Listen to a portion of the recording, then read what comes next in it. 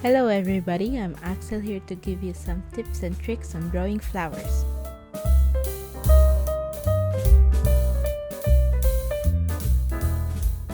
First, let's start in drawing some flowers easily. Here we have a flower that's fairly common called daisy. Now the thing about flowers is, most, if not all, have center. Here, the daisy's center is a simple circle. If you want your flowers to look organic, you don't have to make it perfect. After drawing your circle, you just have to draw the petals in. Don't bother counting it, you just have to fill it in.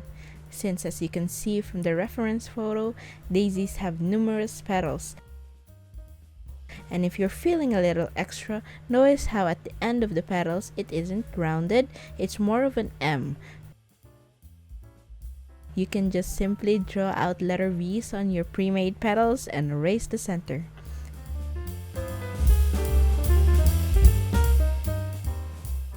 So here's the daisy. Moving forward, hydrangeas just look like a bunch of flowers grouped together. Notice how they form an oval, so you can draw a basic oval as a guide and fill it in with little flowers.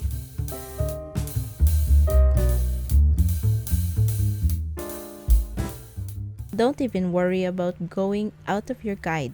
It'll still look natural even if you do.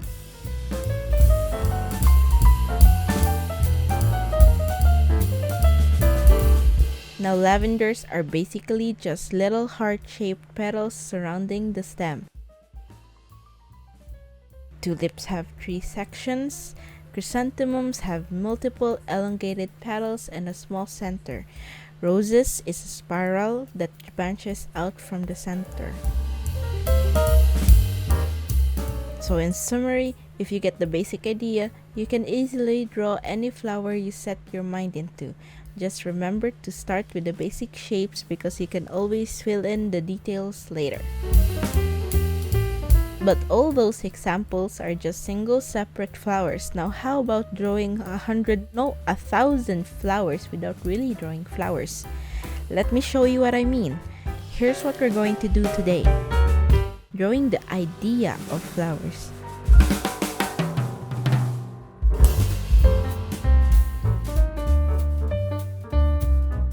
If you look at reference images, notice how we can clearly see the shape, color, and detail of the flowers in the foreground. And as we move further into the image, the flowers become intangible in the process. But because the foreground shows us the clear, distinct image of the flowers, we can easily fill in the gaps and know that all those things that continue along to the background are also flowers.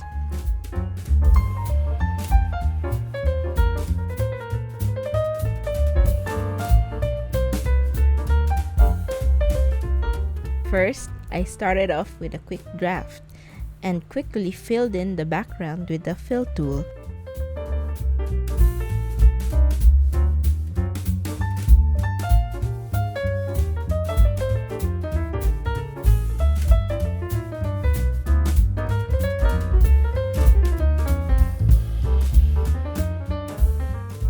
Then I drew in the clean line art.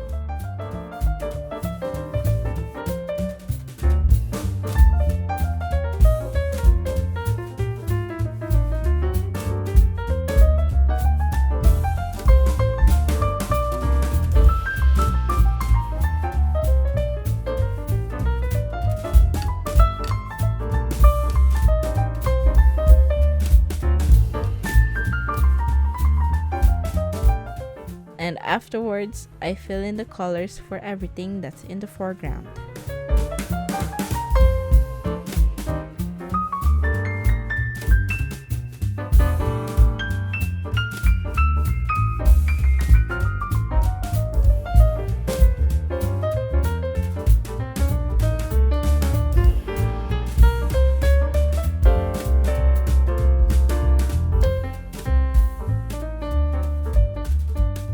Now the simplest and fastest way to do this is to have custom brushes.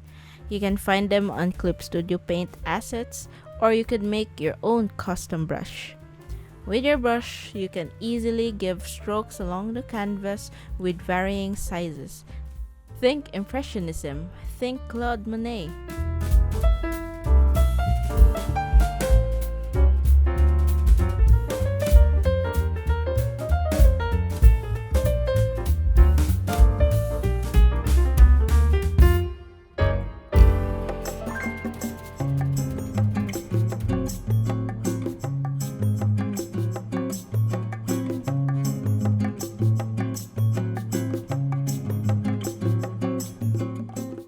If by chance you can't find any custom brushes, you can always do it manually with a basic brush.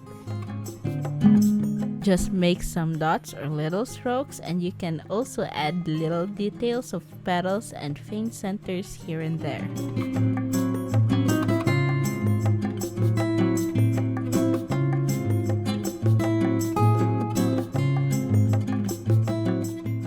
Now I'm just going to add more grass just so the flowers don't look like they're floating, and add some more details.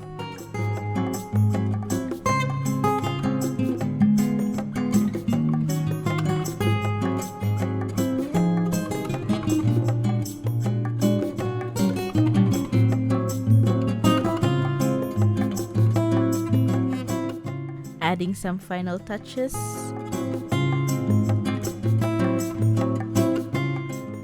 Here we have the finished piece. I hope you were able to learn something new from this tutorial, and I'll see you on the next one. Bye bye!